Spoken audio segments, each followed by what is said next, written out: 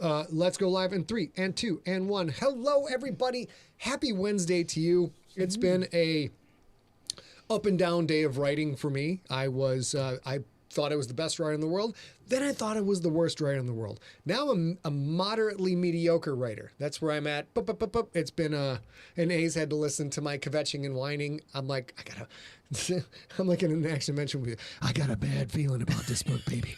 I got a bad feeling about this book. So I'm a bit of a wreck, but we're going to go through everything tonight. So that's probably smart, Jason Reed. Next week will be a lot of the questions next week will be more general Sigler-versy. We got so many terrific specific to the Sigler-verse, specific to the Stone Wolves, specific to the GFL questions that we always do 2 Q&As at this point because we always have a lot of questions. I don't even think we'll get to all of them. Steve said this time. my head thing pad is messed up.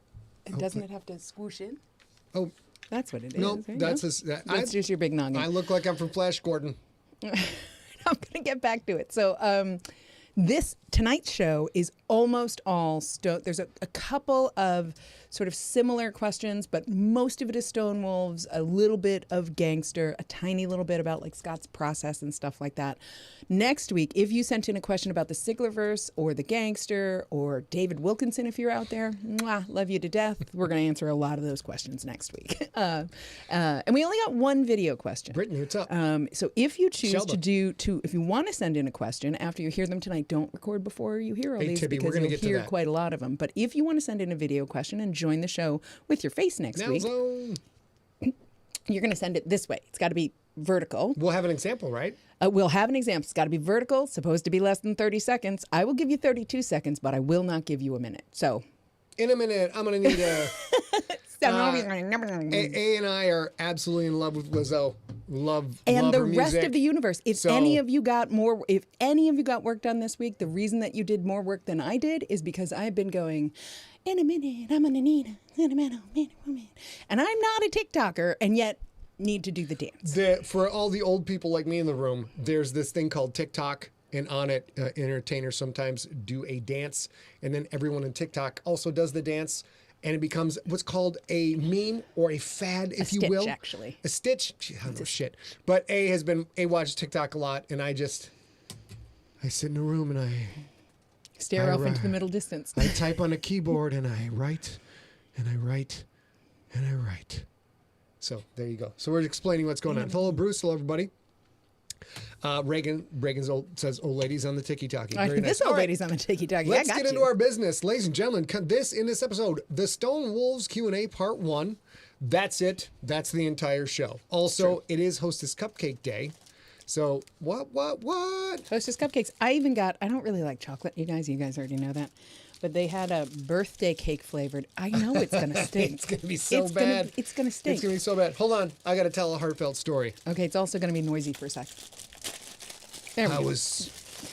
When I was a kid in Sheboygan, Michigan, and we didn't have things like food, we could always count on the Hostess Cupcake lady to show up and give all of us a delicious Hostess Cupcake. Dude, the whole room smells like fake sweetness. Full of creamy middle parts and white loopy outer parts, and sometimes this perfect cream filling was the only thing that got us from one day to the next. I don't think any of that. And then, about 5 to 7 or possibly 15 years ago, I'm a little fuzzy, they went out of business, the Hostess people did, and they were bought by a conglomerate who moved the factories to another country. We have like 45,000 questions. Moved factories to another country, and the sons of bitches replaced the recipe. They changed the recipe on the cake filling, and my life's never been the same. It's never been the same. And we're back. The thing... No, I'm not. I'll take that. Don't throw that away. He's going to eat 4 cupcakes on the show tonight. All right. The thing that I hate about the changeover of Hostess is you used to be able to peel this little stripe off the top of the cupcake, and I don't really like chocolate. Did you literally put your finger in my creamy frosting? I'm sure that's naughty. Ladies and gentlemen, if you want to get on our text alert list, it's booming. People are signing up for it left and right. It's very fun. We send a very short, very informational text. I don't even curse. That's how above board we are with this. Just text SIG text to 855-955-5095. You will get a notice when we drop new episodes, when there's book news. If there's any movie news, you will get it there. And also, we let people know when there's going to be a live stream, like today. It's very good. And of course, you should sign up for the newsletter, scottsigler.com/newsletter. We just sent one out where we announced the next podcast and a bunch of other fun stuff. Sign up for those things. Those things would be great. But we want to hurry up and carve up meeting. Oh, and we do have a crypt update. I should call it a shakedown update, ladies and gentlemen. And the update is, I've been writing away. Here are the current numbers. Drum roll. Oh, I did that once, and you told me. You got to do it light. You got to do it. Good. What are you doing? No, I'm just kidding. All right. We might be 63% done. We might not. We might be 70% done. We might be 40% done. Based on my best estimation of trying to give a projected target for each remaining chapter, we are 63% done. Don't be alarmed by that 634 words. That's when I was doubting the entire project. I have since got that up to 1,500.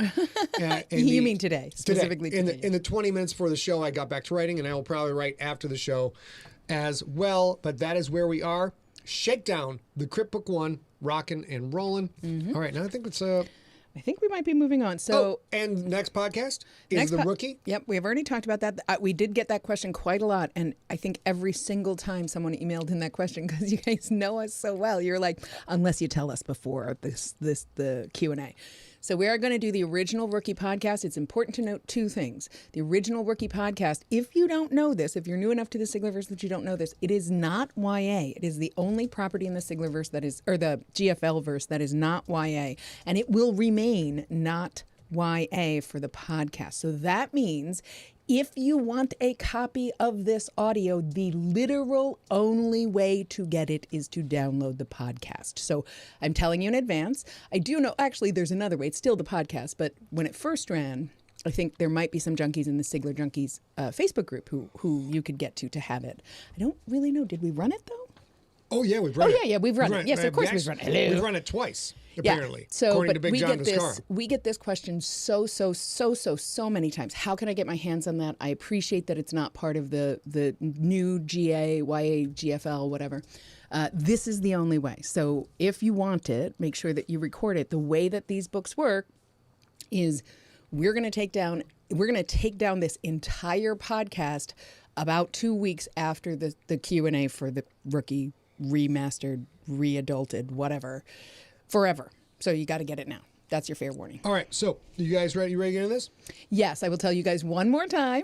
Absolute spoilers about everything. I'm going to say that a handful of more times probably throughout the night. Spoilers for everything. Most of this is Stone Wolves or gangster related. This episode. There's a lot of general Sigler first questions in next week's episode. Dennis Garcia with his wonderful with tattoo. His gorgeous tattoo. Got his daughter, I think it was his daughter, is now a member of the PV James Keeling. She's on the crew list. I put it in there today. Way to go, Dennis. Nicely done. Yeah, Donna, you're right. The Crypt audio isn't YA at all, and it can't be. The story is too dark for that. But dark. Technically speaking, that's not part of the GFL era. That's part of the Crypt era.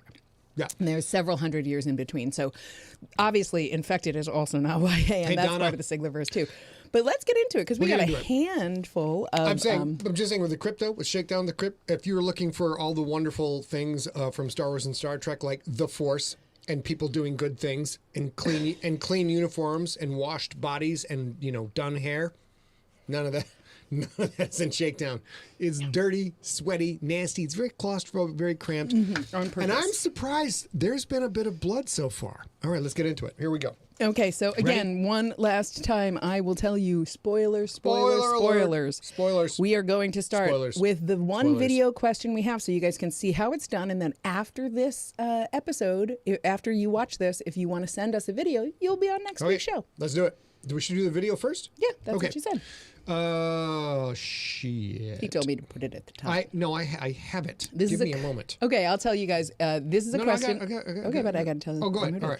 This is a question from David Hudson. He, I think, even says maybe first-time caller, which is kind of nice. And we love that. We really love because that's called a spoiler, baby.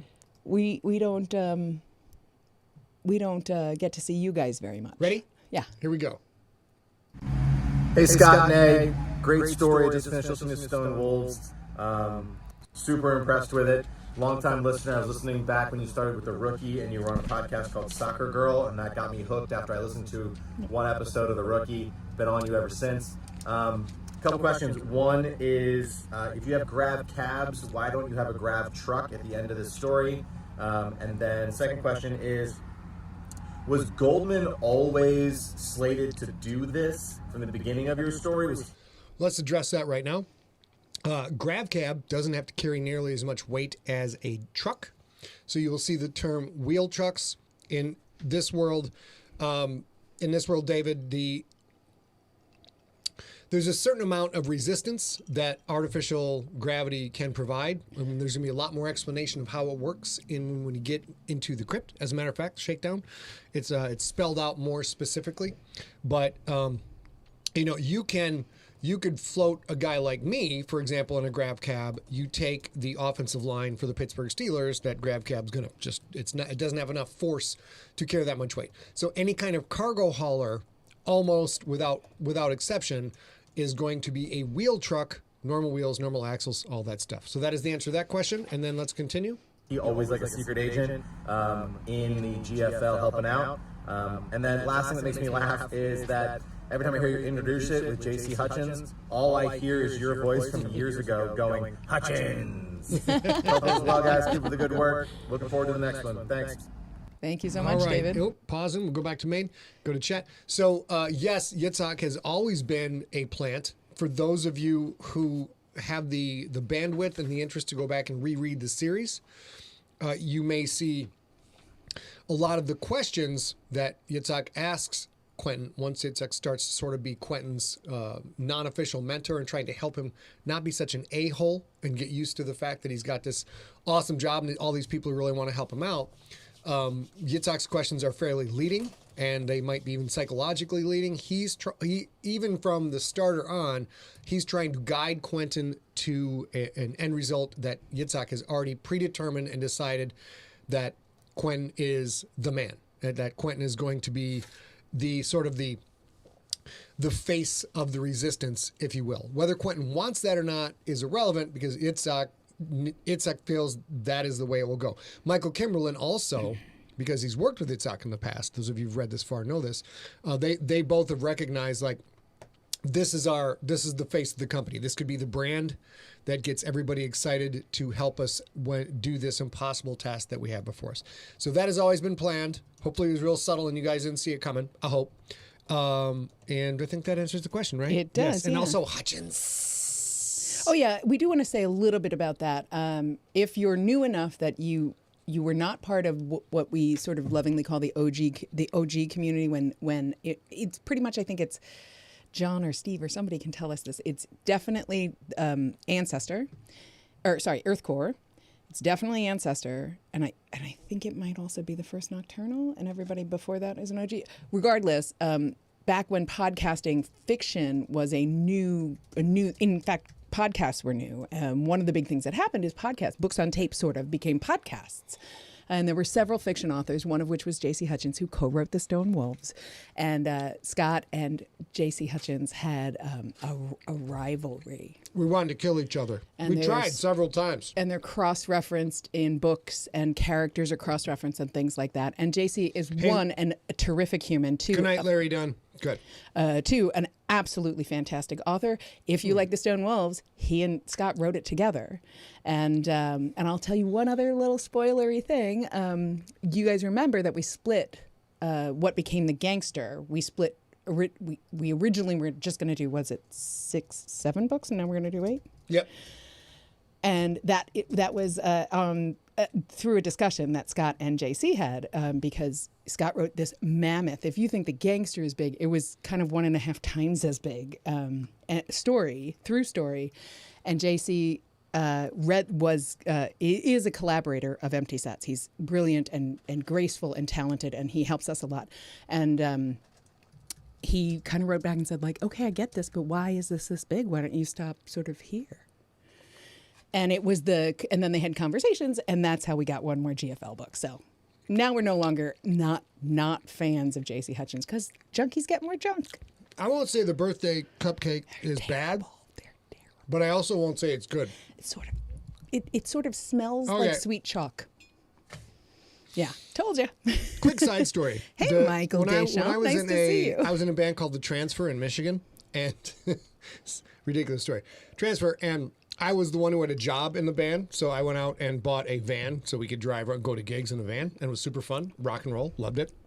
And our singer's name was Steve, and we're driving in the van, and Steve we're like doing a 3-hour drive to a gig, and Steve, there's the driver's seat, the passenger seat, then the middle bench seat, then the back bench seat. And Steve randomly tells everybody, "You guys know that my feet smell like cake?" And we look at him like, "What?" And this was fortunately one of the few bands I've been in where nobody did any drugs. It was great. And we're looking at him like, "What? What are you talking about?" He's like, "Yeah, my feet smell like vanilla cake." And he picks his foot up and he puts it over the back of the seat. Tell me it smelled like cake, and I'm gonna. And I forgot where I was at. You were saying you put the feet over the seat. He put the feet over the seat, and one of my two guitar players says, and I'm not gonna smell your feet, dude. One of my two guitar players leans over, smells his feet, he's like, "Holy shit, that smells like vanilla cake." And then he's like, "Come on, Seg, come on, smell him." And I'm like, "All right." I'm like, "God damn, that fucking feet smell like vanilla. They smell like vanilla cake." It was the craziest thing. I thought they were setting you up, and I was going to talk to you about security. Michael Deschamps, my brother, is apparently at a VFW meeting or something. All right, let's go. I distract us. Let's get the next question. Here we go. Now we're on to the text. You guys can send the questions as a video, as we mentioned.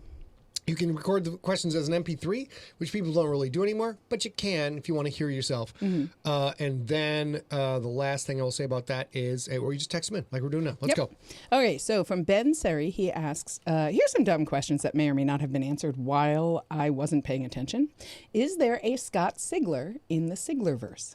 And if so, what is he like? No. And also, related and similarly irritating meta, was there a point of departure from our universe and the Siglerverse? And if so, what was it? Oh, that's an interesting question.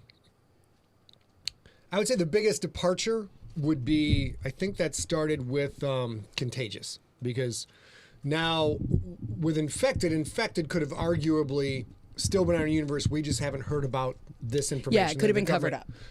Ancestor, Earth Core, Nocturnal, all of this exists in real time. Is that okay? Undo it. I'll keep talking. Okay. All of this exists in real time. There you go. And it's one of those.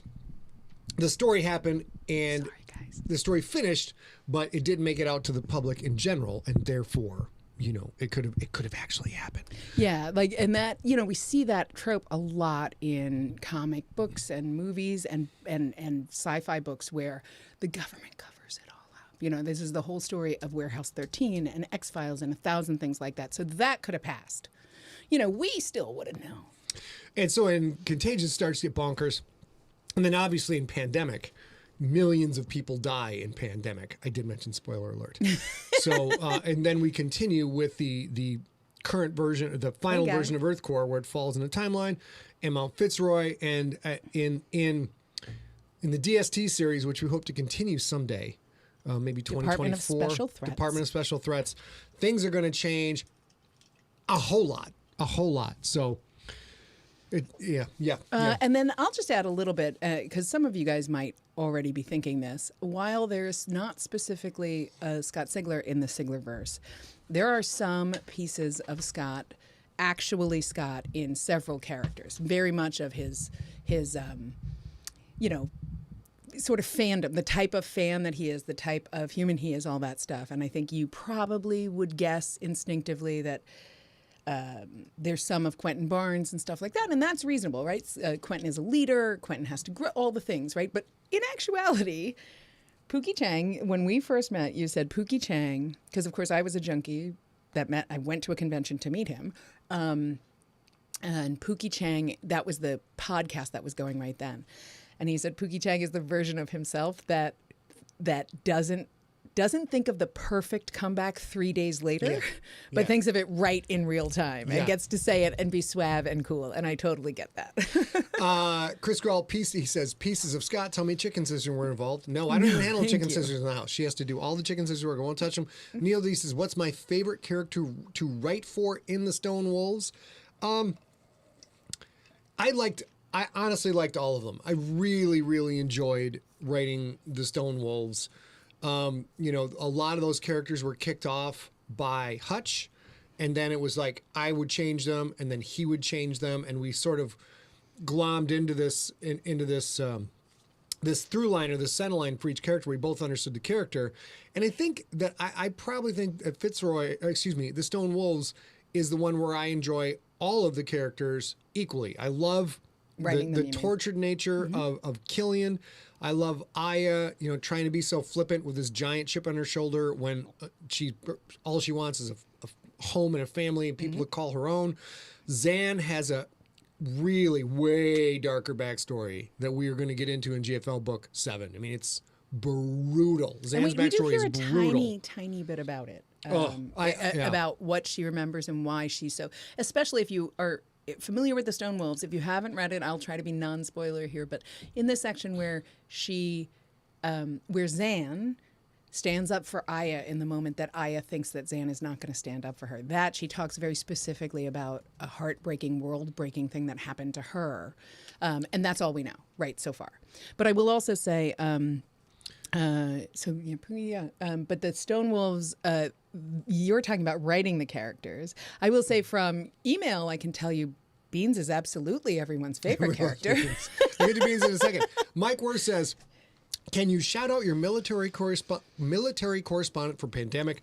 Love the tactical description and all-around badass Paulius. The military correspondent for the Crypt, one of them for Pandemic happens to be in the room. That is Mr. Happy Chris Grawl. Also, J.P. Harvey was the colonel, was Air Force colonel, retired, was one of the other consultants. There were several consultants in the military, but everybody, a round of applause for Mr. Happy. Absolutely. Mr. Chris Grawl. He's also a terrific guy and pretty much one of the happiest people I know. Good dude. Which is funny when you think of his job. But he literally, when I first met him in person, he was literally wearing a t-shirt that said Mr. Happy and had like the little serious Mr. Happy on it. Yeah. And then, of course, totally to finish the question is Beans. How can you not have fun writing Beans? It's mandatory. There's two things in the world of fiction that are mandatory. Number one, if you're writing a fantasy novel, there has to be stew. Stew must be multiple times in the fantasy novel.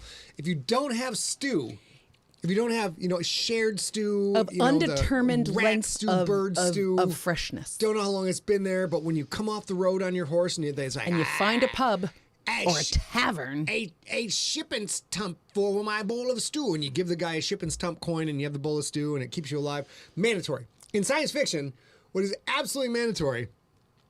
If you have either sentient robots or aliens that speak English, is the mandatory confusion about idioms in the English language and the mirth and hilarity that follows after.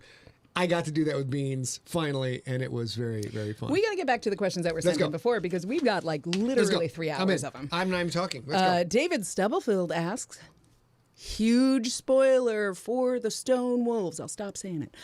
David Stubblefield asked, will the time that Killian was on the PUV James Keeling be revealed in the crypt? One moment, while I dramatically switch to my other camera. Oh, yes.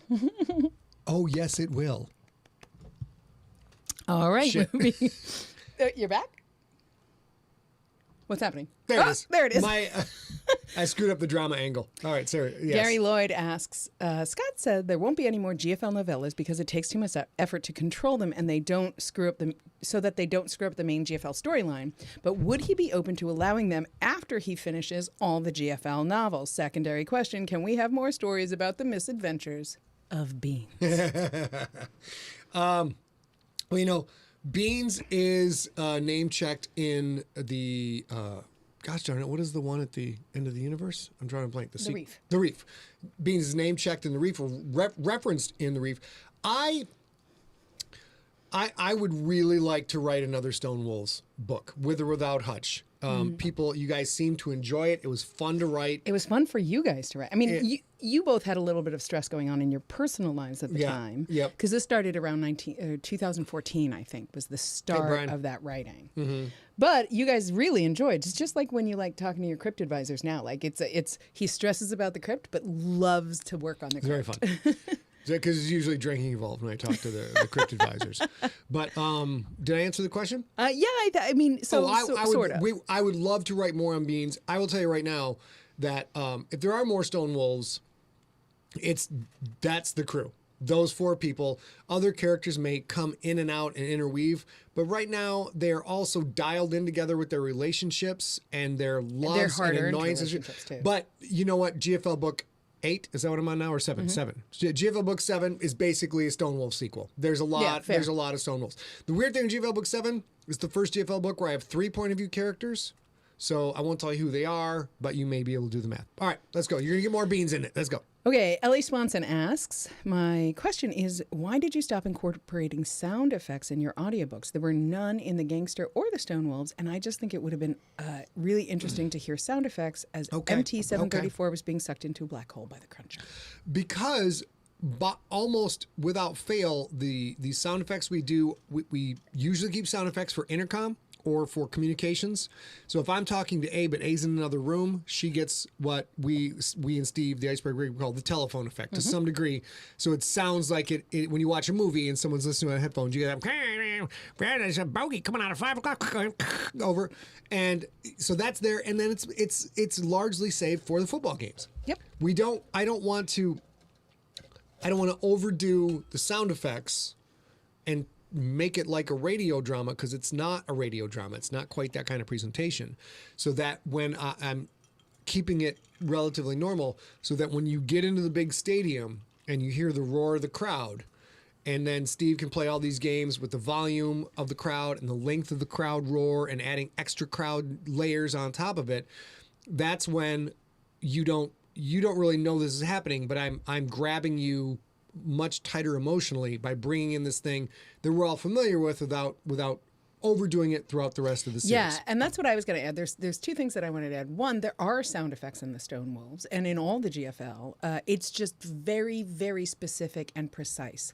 And part of that is because in early podcasting, which Scott was a part of early fiction podcasting, there was no distinction between fiction podcasting, full cast audio drama, full produced audio drama. None of that existed with words. Everybody was like, oh, this is sort of like 1940s radio hour. But there was no distinction between the genre or subgenres at all. And in reality, now there are full cast audios. And full cast audios are truly 1940s kind of reproductive of 1940s radio hour.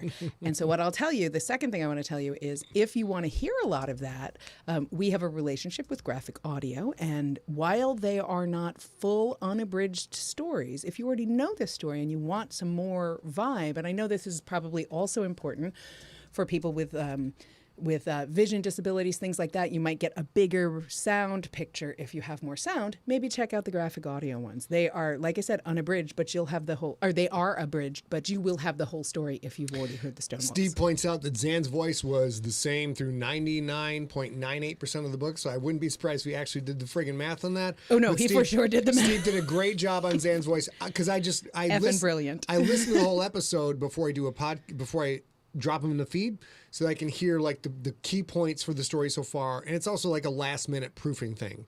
So just in case, because sometimes there's so many filters. Always, I mean, there's so many pieces. But the voice of Zan in the final episode of the Stone Wolves, great job, Steve. Yeah. Sounds fantastic. Our good friend Godfrey Lee, he asks us a lot of questions, and they're always very specific, and I love them to death. He says, greetings, FTONA, from your favorite aspiring voice actor.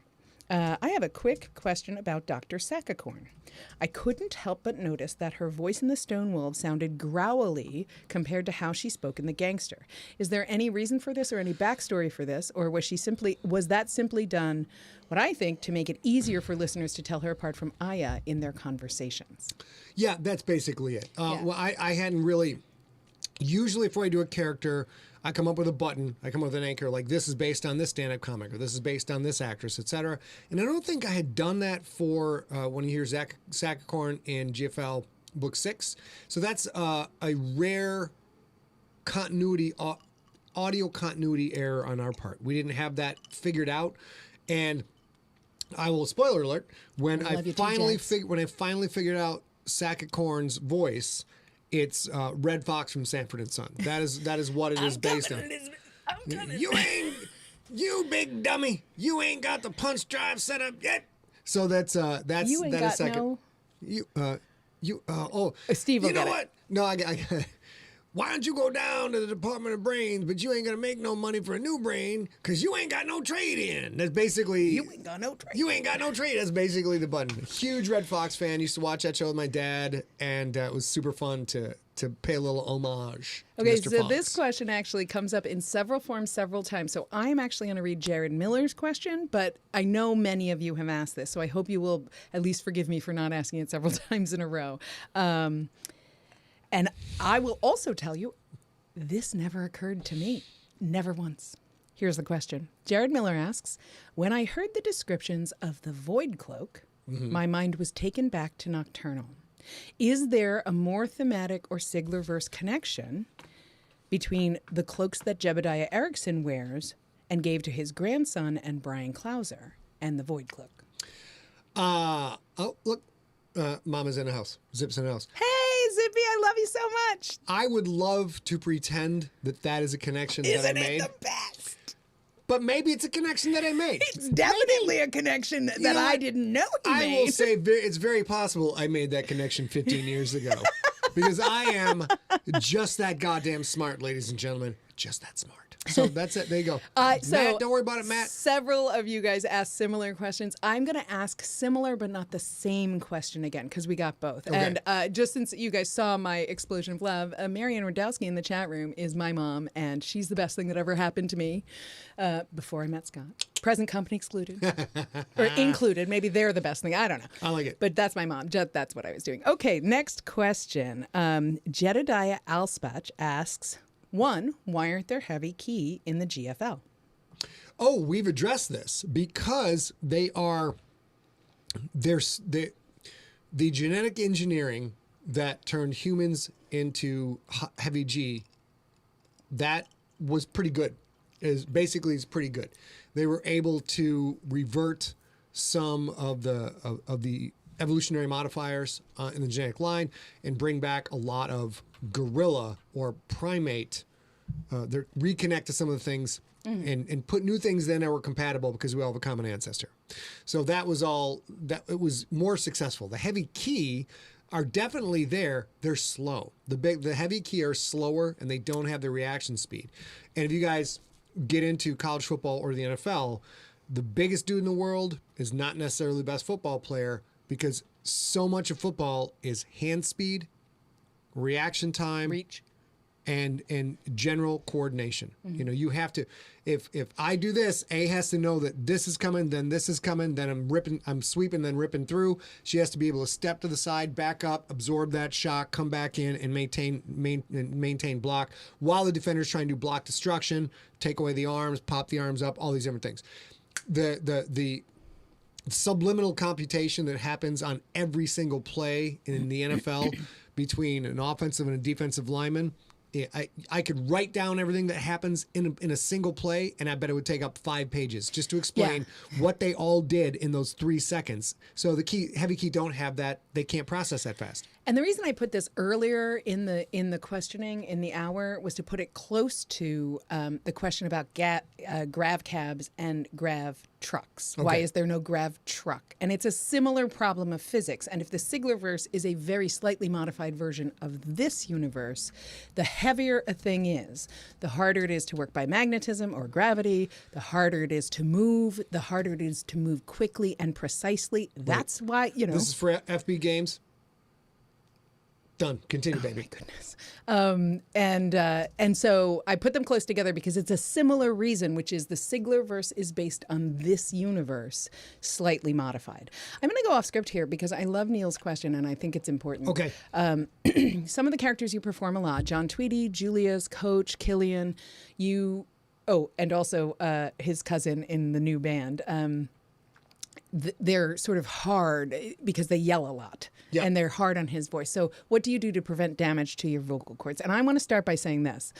One of the big things that Scott did, whether or not he knew it, and then he'll tell you about his vocal process, is the characters who sound the very closest to him with not so much burr in his actual throat are Quentin and Killian.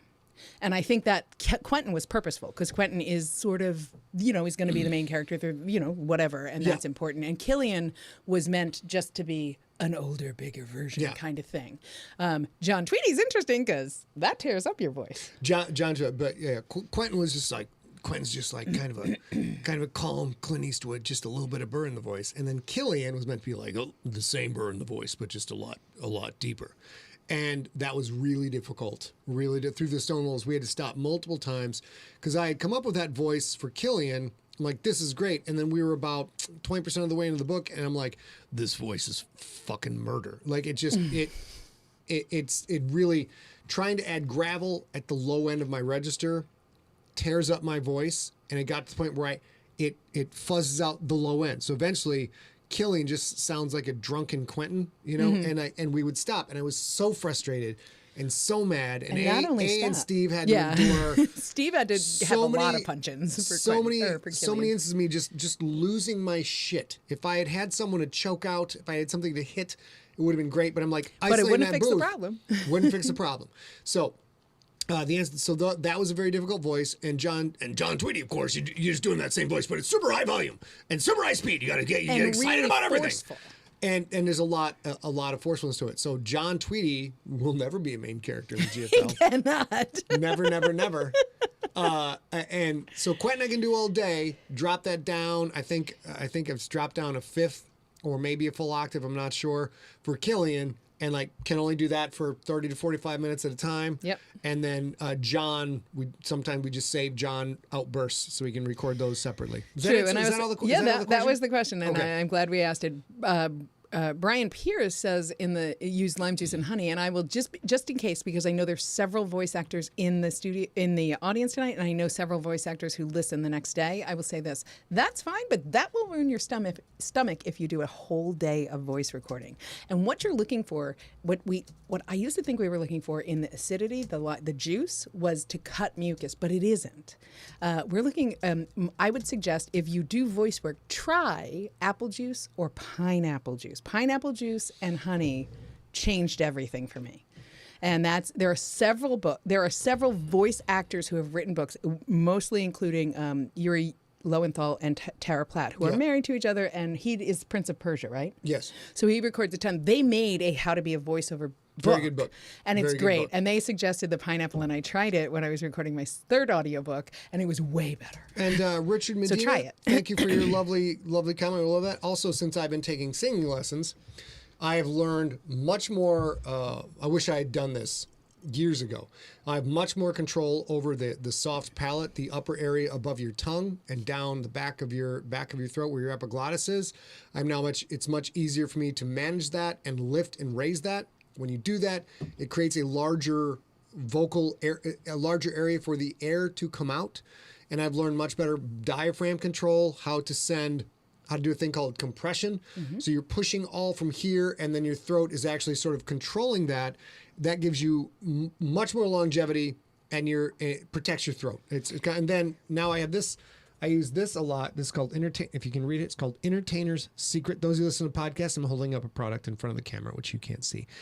And there's just a bunch of shit in here. And whether it's psychosomatic or not, it does seem to work. And now I can sing for 90 minutes, no problem, where I was good for 30 minutes when this all started. True. And I will say one more thing, and then we'll move on, that I learned I have an acting degree, and he learned with his recent voice lessons, is the biggest thing you can do to protect your voice for the longest amount of time is have warm, hot air, which means it's got to come from here.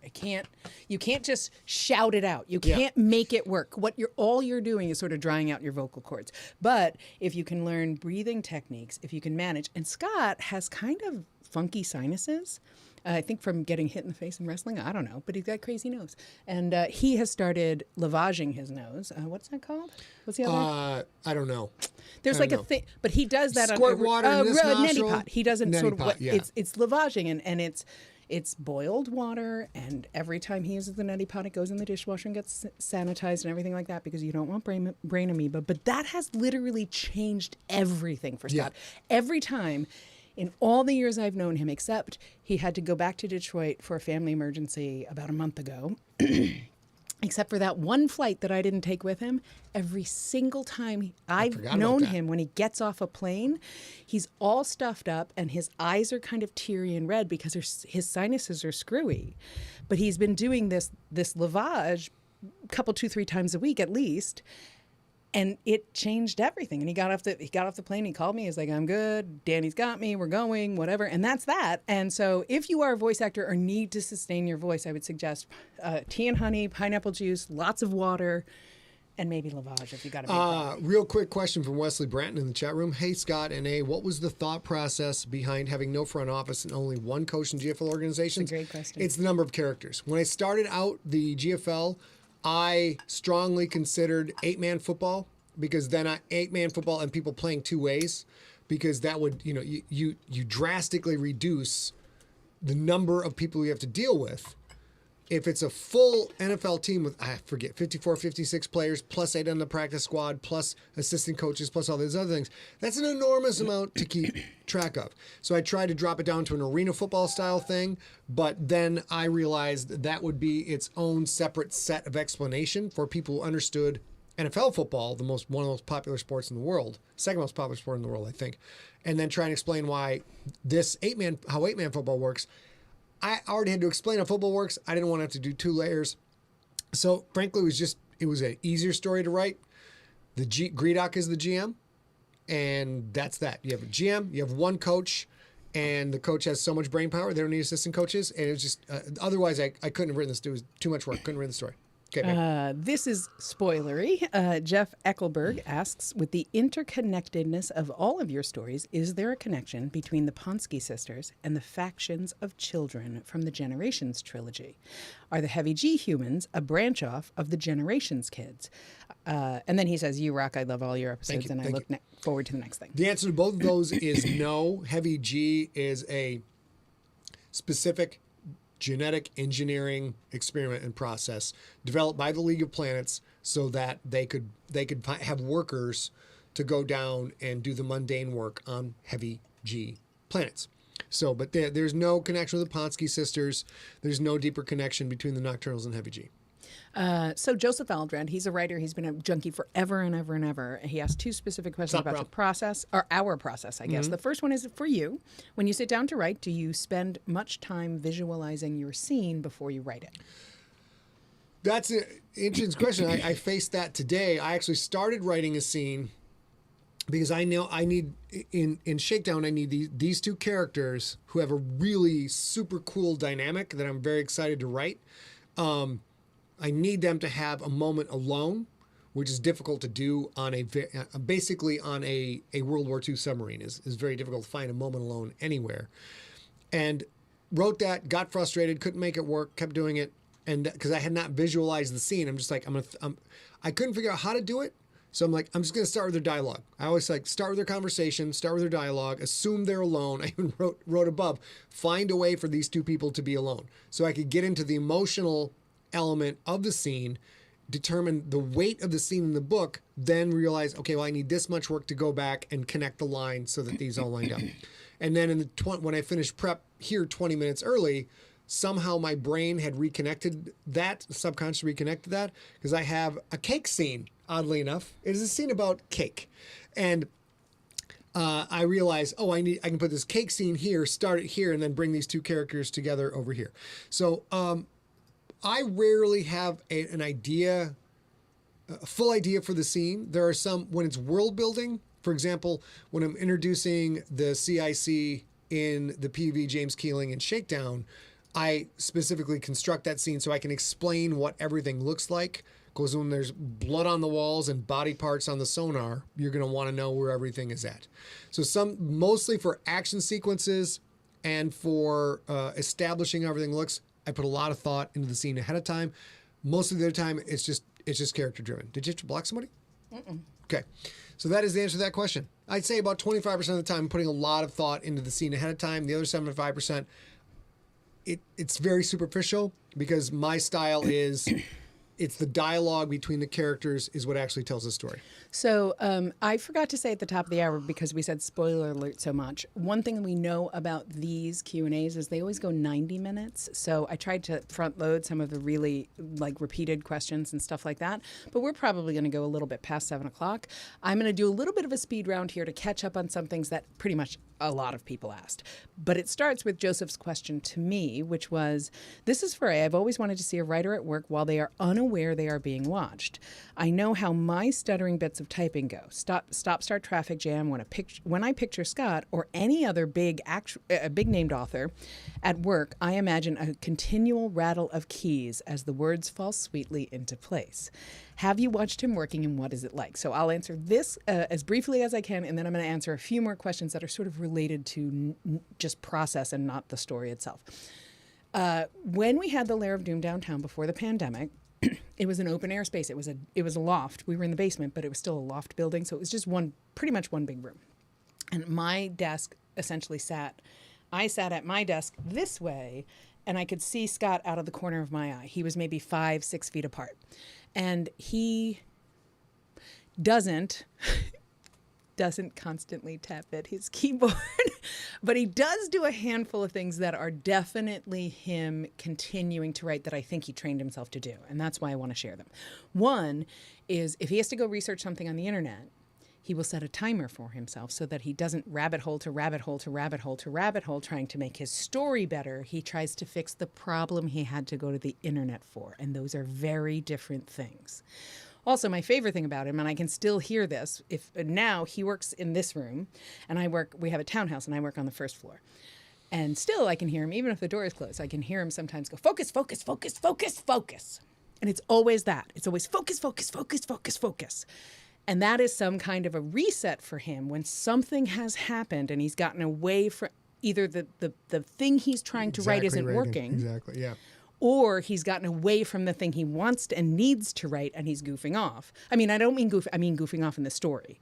So those two things I've seen a lot. And I actually have some candid photos of him writing without him knowing I'm taking those photos from before. So I'll set, and one where he absolutely knew I was taking it. So I'll share those next. I would like to do two things. Okay. Somebody mentioned timers. You mentioned timers. Reagan says timers are great for ADHD. I'll show my timers, and then I'm going to show you a not uncomfortable way to watch me write and an uncomfortable way to watch me write. Here we go.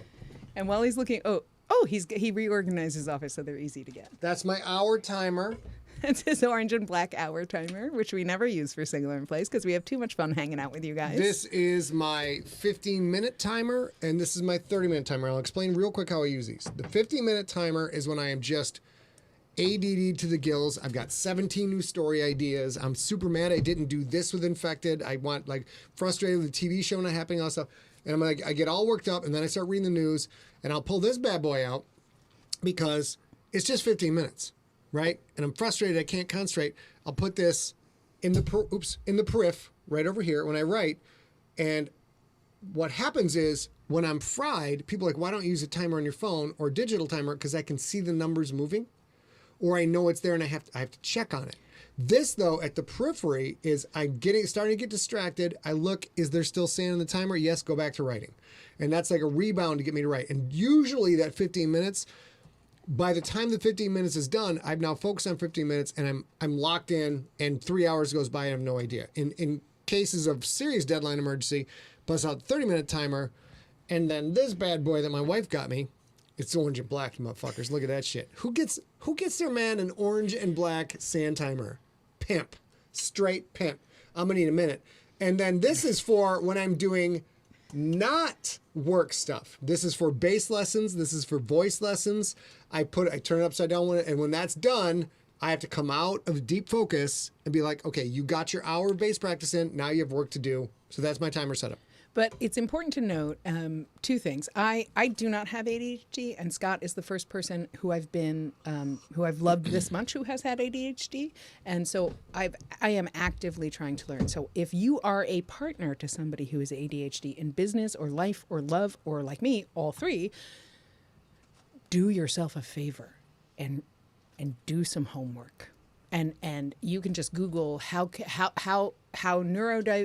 ADHD and neurotypical minds can marry each other or work together or whatever. You'll get 1,000 things that help.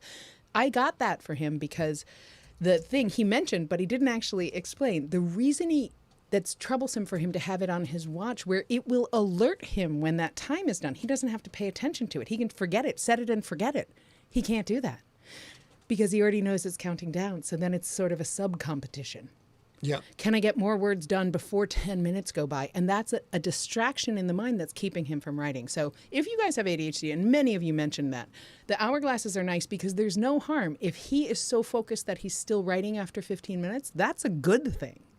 It's not a bad thing. So even if he misses when the timer runs out, it's still a win. The problem with the watch timer is I know it's there while I'm writing. And in my brain, I have a big problem with time, understanding the passage of time. So you guys could sit with me for like, we've been here 3 minutes. And you're like, Scott, how long have we been sitting here? And if we've not been, I'd be like, I don't know, like 4 hours. Like I don't process that information. So if this is here and it's a timer, I know I have to go check the timer, see how much time I have left. Whereas the sand timer outside of vision, I don't have to engage with math or space-time to get this. That's just a flick, sand, boom, back, just like that. We're going to do this. Yeah. I have several questions that we're going to get through that are informative. And one is, why was The Gangster released before The Stone Wolves if the intended reading order is the other way around? Wouldn't it have been better to release The Stone Wolves first, or better yet, both on the same day? Not criticizing, just need to know to settle a bet. So I'm going to answer this one. It was all about pandemic timing is really what happened. We had four, definitely 3, maybe 4 stories in some form of completion at the time that we had to make all the decisions to close down the office, move out of the office during the pandemic, all that stuff. And the 3 biggest ones were the Stone Wolves, GFL 6, The Gangster, and Mount Fitzroy. And it takes work to get them done. So when we had to decide, and everything changed for us, our editors changed, of course, because everything changed. Everybody's job changed. Some people chose, like, they didn't have childcare, so they had to leave their job. Like one of our editors can't edit because she had to school and raise her child because they were locked down. So when we had 3 roughly finished properties, none of which were in production to publish, we had to make a choice of what would happen. And the reason that we chose the Stone Wolves first is it was the closest to completion. And that's the only reason. They would have both been first. They both would have worked. I think now we would recommend the Stone Wolves go first. Yeah. And then the Gangster. But we didn't have that grace then because we had... There's another element to it too. It was a really difficult choice because we knew that Stone Wolves spoils the Gangster and the Gangster spoils the Stone Wolves. So we said spoiler alert 1,000 times. I tried once we had everything under control. We knew what we wanted to do. We knew we had the time to do it. We still had the opportunity to push Stone Wolves off even farther and go back and do the Gangster and do that first. And it was a lot of talk to me. John Descara, J.C. Hutchins. There was a lot of talk about it. Well, finally, what I decided was that if people come into the series now, new, then we want them to go through GFL books 1 through 5 plus the novella, if they want to do the novellas, and then the Stone Wolves, and then GFL book 6. So it's a nice linear continuum.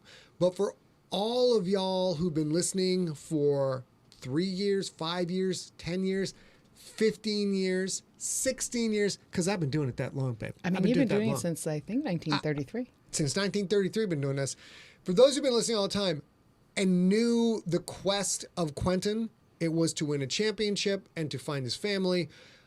I felt it would have been. I felt it was much more rewarding for you Dex. guys. Much more of a home run to have that surprise moment to be like, the fuck, it's a dead what, like that, because it comes out of nowhere, just like it would happen for Quentin. For Quentin, it comes out of nowhere. Yep. And if you had read the Stonewolves first, then GFL 6, I think you would have been waiting for him to show up and it wouldn't have the same impact. So I'm still going to go and answer sort of brief, easy to answer questions, process sort of questions, and then we'll go on to some more deeper stuff before we run out of time. We are going to stay till 7:30. My brother just joined the chat room, which is, if you want to stay for half an hour, we'll be here. Following up on an earlier question, I think, now that the last novella is finalized, can we get, or you can get, a complete page count for the whole set? How girthy would the box set of GFL novellas be if you were to put them out in print? Would they be too much for one box and too heavy to lift? Or would they be too dangerous to come within range of an event horizon? And most importantly, will we have to buy new bookshelves just to fit in the GFL goodness? They're only too heavy to lift, brother, if you don't do your shrugs. You got to do your shrugs. Take your vitamins. Let me give you the practical answer, and then John can talk about the rest of it. This was so many people asked this question. So here's what I'll tell you. I don't have a word count for the novellas. I cannot tell you. Some people asked, can we have a Beans novella? Can we have a Zan novella? Can we do that? And I don't know the answers to any of that. What I can tell you is our standing current plan right now is to not write any more novellas. And to eventually publish these novellas. We have talked in the past about doing a box set with an actual box that you can buy separately from a different vendor. We have a guy who's made slipcases for us and my mom and stuff like that. What I think we're probably going to do with the world the way it is now is get all these books kind of shined up, typos reviewed, all that stuff, new covers, and put them out as print on demand Robert. things. Love you. That's what I think we're going to do. None of that is set in stone, but so many of you asked for print books of the novellas. I wanted to tell you that, and I wanted to tell you that we're working on it. Yeah. Do you have anything else to say about the novellas or how girthy they would be or anything else? Well, already two of the novellas are big novels. The Riders, 90,000 words, I think, and the Stone Wolves is 124, 140, somewhere in that ballpark. So we only call them novellas to differentiate between here, if you want to know the series, you must read the novels. If you want more from the series, you can read the novellas, right. But we don't do what we just went through with goddamn Vision and Scarlet Witch just friggin' last night. I don't hold back information and make you give me money to enjoy the main. I want the main storyline. Boom, we got that. You want more storyline? I will gladly take all your monies. But that's why we do that. All right, next question. So now we're back to content questions, not process questions. I know a lot of you have process questions. They're next week. Yeah. Okay. Ken Schreiberman says, I'm loving the Stone Wolves. I'm an OJ, and this is my favorite of all of your stuff. Oh, that's great, man. He also says, thanks also to JC. Question, when voicing lulls, are you channeling Christopher Walken? Yes. 100%. I'm not even going to hold that back. Because so good.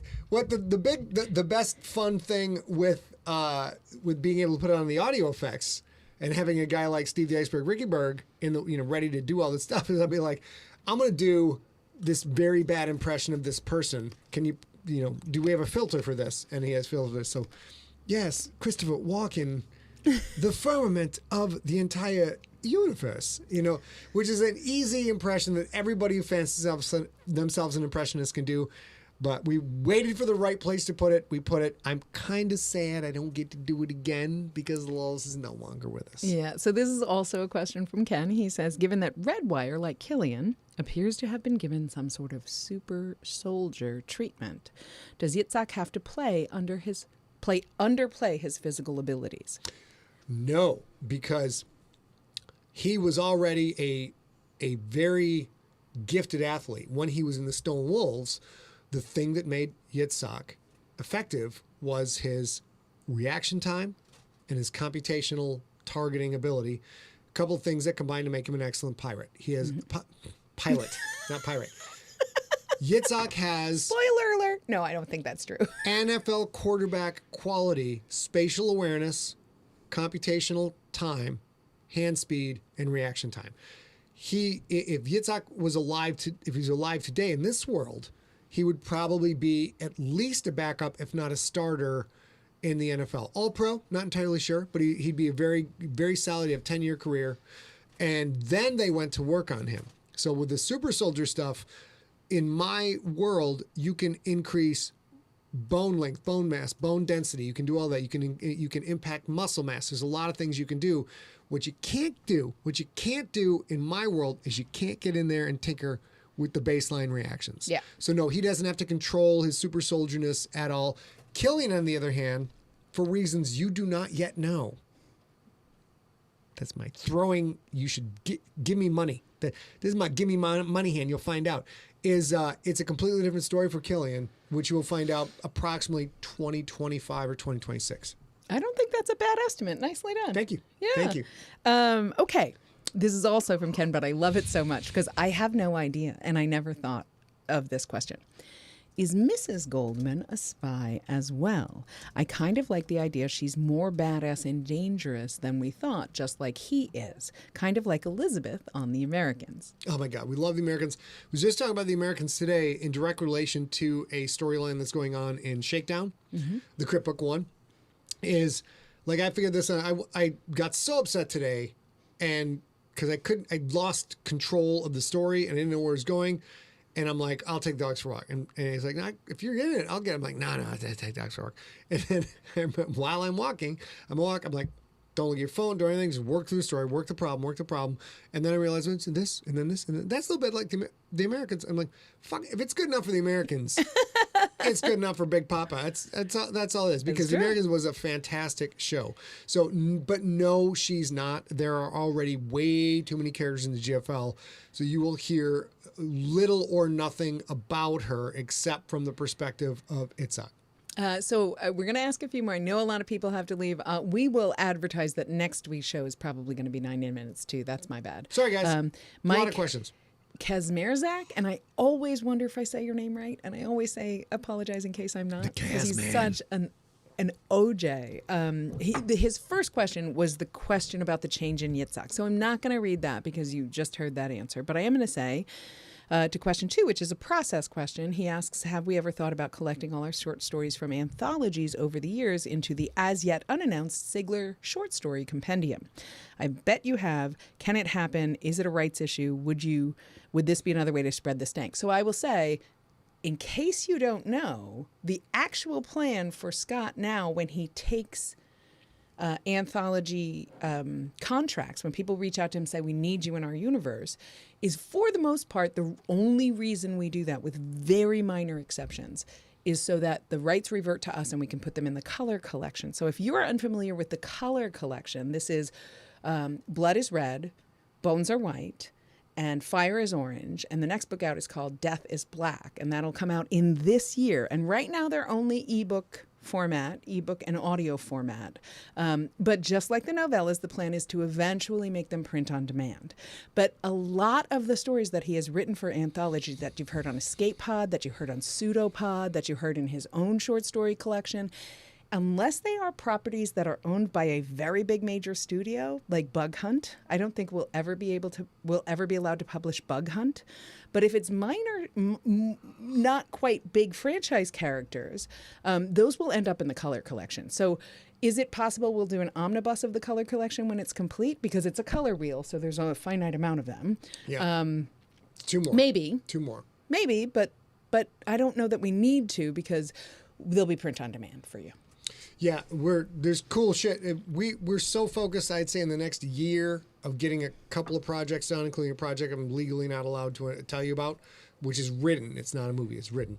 But we're just, is doing the best she can do to try and prevent me from getting distracted, which is what I am a pro at, and keep me focused on the next 18 months of work that we have to deliver, and which will put us in a different position.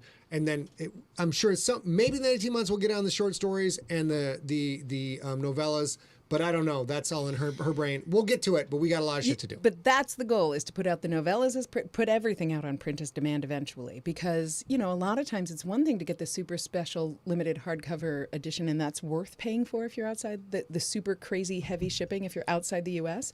But Scott had a great idea to kind of put the paperbacks up when we can, which we're not quite there yet, as print on demand so that you don't have to pay $30 to ship it from the U.S. if you live somewhere else, that kind of thing. So we're working on it. That'll take a little bit of time.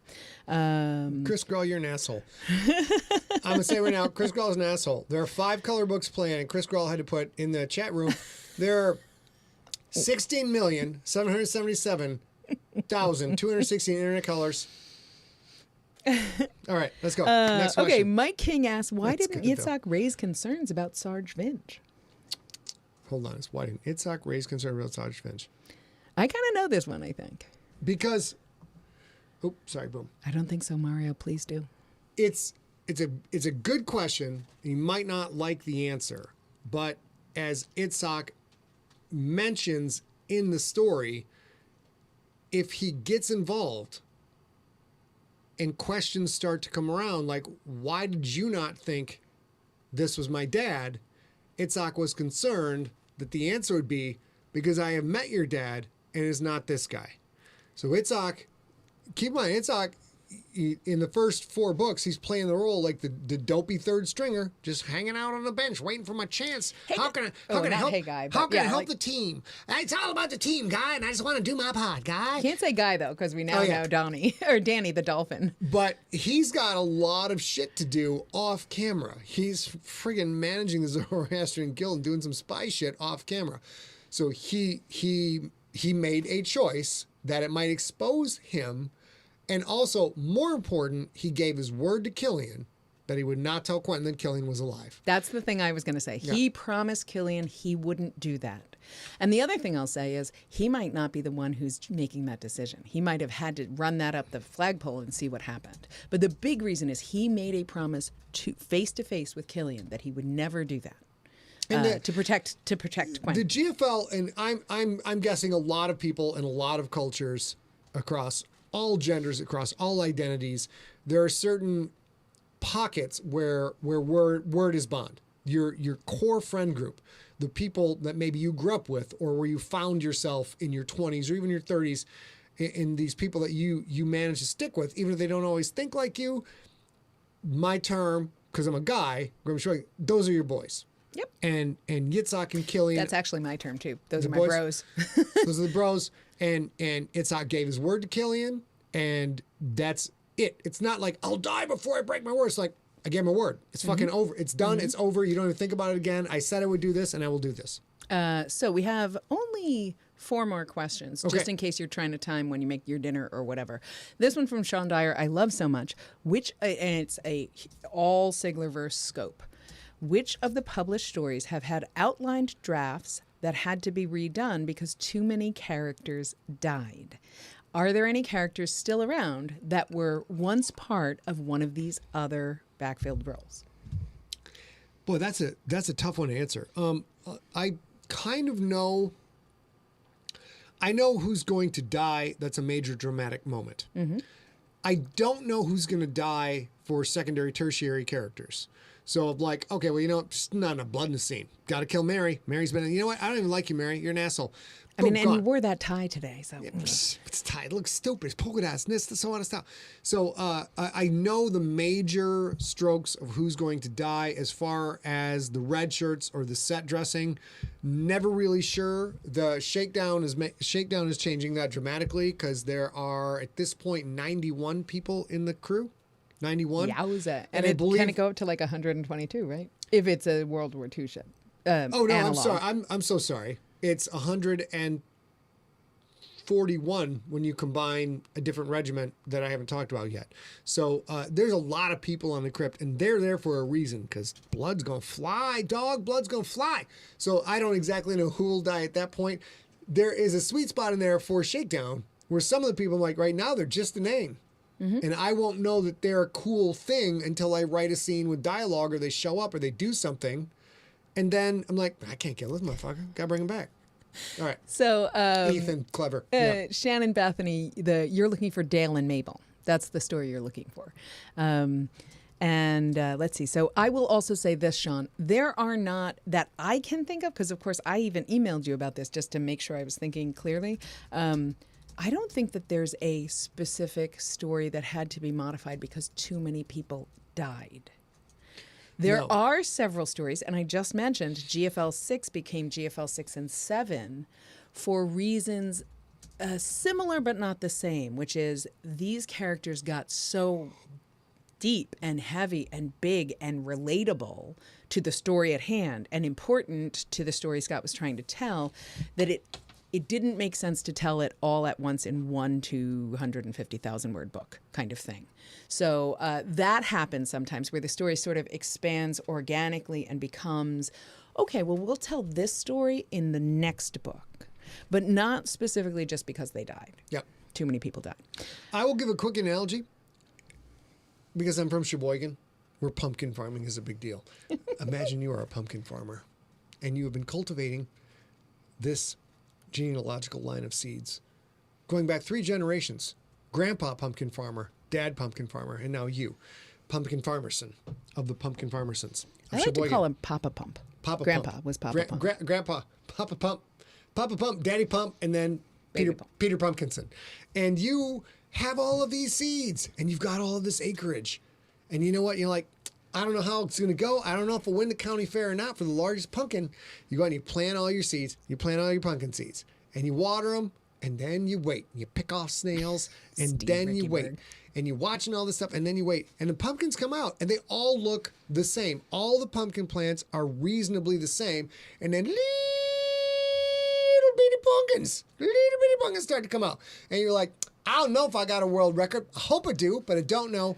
And you don't know until like 75% of the way through pumpkin season that you're looking at a pumpkin, and you're like, that's a goddamn big pumpkin. That's literally bigger than my car. I didn't see that pumpkin coming whatsoever. And now you've got this ginormous, misshapen, awesome pumpkin. And you're like, I'll carve out all the other pumpkins for Thanksgiving. But this pumpkin gets to keep growing. That's how I figure out all my characters. There you go. That's a great way to put it. All right. I know, I laughed at that too. So if you guys are listening and you can't see the chat room because you're listening on Sunday, Steve Rickyberg said, where is it? He says, wouldn't that be Pumpkin Farmerson? It would be Pumpkin Farmer. It wouldn't be Pumpkin Farmerson, I guess. I think it would be Pumpkin Well done. Farmerson. Yes. So good. So good. Okay. Steve Kilpatrick said, how did Killian and Beans get away from the reef? How did they get away from the reef? Oh, this is great. Okay, I was going to go to the chat room, but the reef is an Old West frontier town. Okay, there's some inspiration from Serenity or Firefly, where Firefly is an Old West in space. Mm-hmm. Not the first person to do it, but one of the best people to do it. The reef is a frontier town out in space, a common trope in sci-fi, very common, but it is not it is not so isolated nobody can get to it. You know, the Conestoga wagons come through every 3 months. You know, Wells Fargo, what do you call that? The stagecoach comes through once a week. There is actual commerce and transit with the reef. You're just going to be you just flying to Australia on a prop plane. And that kind of ruins the point I was going to make a little. I don't mean to say anything disparaging about Australia. But I will say this. Also, the people who are at the reef aren't stranded there so much as they're choosing to be stranded. They're choosing to be remote for reasons unknown. Okay, so we have 2 more questions. They're both from David Wilkinson. David Wilkinson has been a junkie since the beginning of sort of midway through EarthCore. Okay. And has, oh my gosh, so many questions that are so wonderful. And we're going to talk about it a lot next week. But these are 2 that are relevant this week. The Olerin has 2 punch drives, and I know that a ship needs to be close enough to a gravity source to be able to punch. But could there be a situation where they could punch a second time while in punch space? Oh my God! And if so, what would happen, and where would they go? I don't say that. And don't say this would just break the laws of physics, since it was made abundantly clear in the Stone Wolves that impossible physics is just the starting point for beans. What you're talking about is transwarp. Yeah. Which is, in Star Trek terminology, and I'm not a full-on Trekkie, I'm a Trekkie adjacent, that is using the transporter to take the warp field and transport it ahead of you so that your ship with a warp field enters the warp field that you are teleporting ahead of you, and you're basically double warping, you know? It's like when you hit that button in Fast and Furious and the nitrous, bing, and now you can go real fast. It's like that. There's nothing like that right now. I am putting a lot more working with 2 astrophysicists right now on ways to get the crypt era, which is 200 years before the JFL era, ways to get it to behave the way I want to behave to tell the story that I want to tell. So I'll know more later on, but there's really nothing like that. Punch Drive is very much a hand wavium. Yeah, and I was just going to say, this is all not real science for me, what I'm about to say, but it is my best guess. The problem, so of course,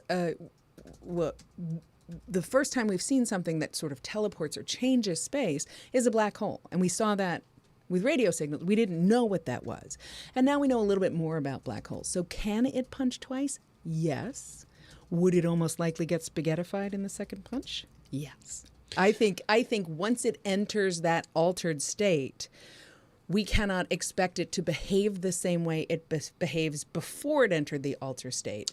And so beings in the first state can't work the problem because he doesn't know the problem because he's not yet in the punch space. And once he's in punch space, it goes so fast, he doesn't have time to figure it out. Yes, I will give you a slight clue on how things work is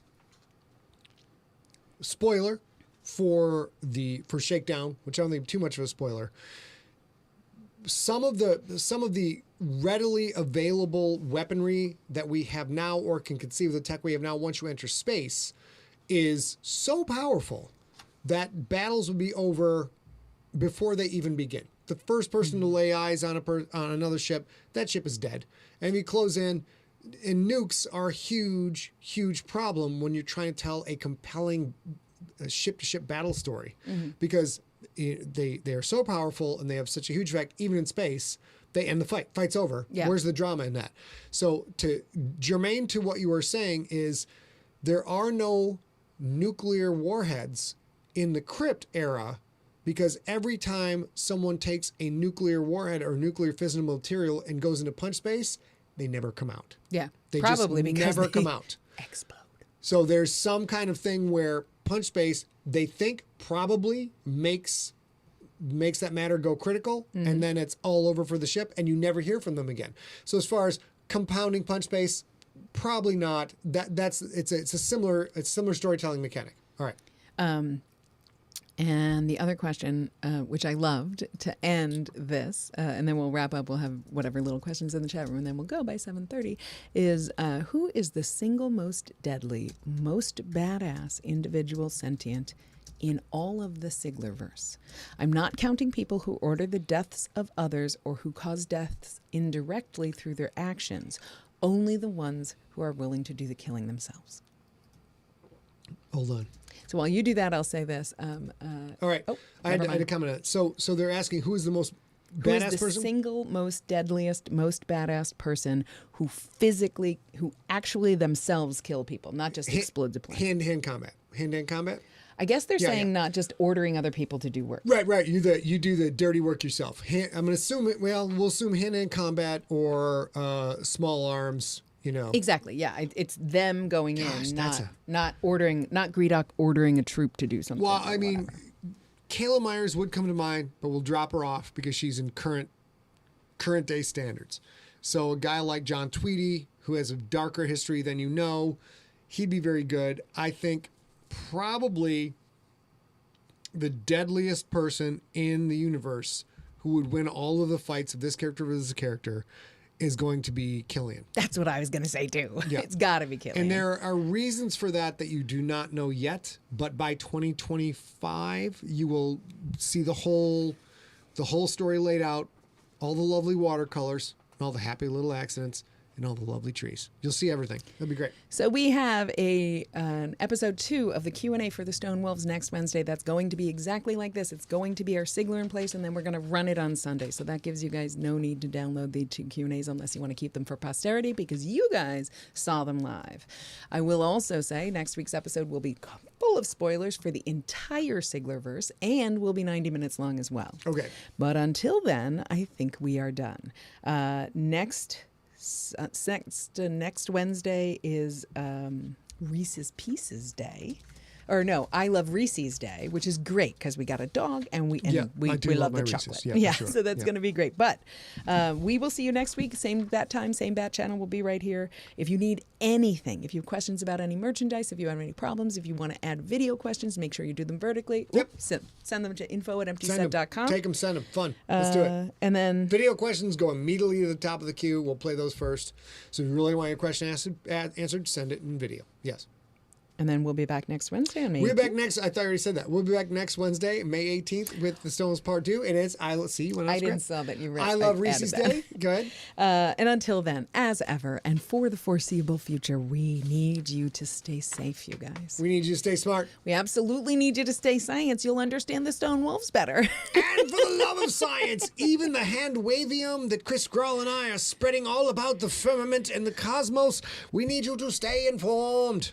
And absolutely, you guys, if you have questions, I'll go through all these comments and pull out any questions we haven't had, but please go ahead and send them to info@emptyset. Can We'd you love to see chat that? with you next week. You only see the Facebook comments, though, right? Yeah, I'll actually save this. I'll save this. okay, All right. great. All right, let's switch over to the camera number 1, which I try to pretend the most handsome partner is me, but we all know that's not true. So now we go to, I'm not saying I'm ugly. I'm not saying that. I'm not saying as good looking as what I got on my right here. I believe that's it, baby. Ready? I think so. We're going to tell everybody, we love you, but you can all kiss off into the sky. Come back next week.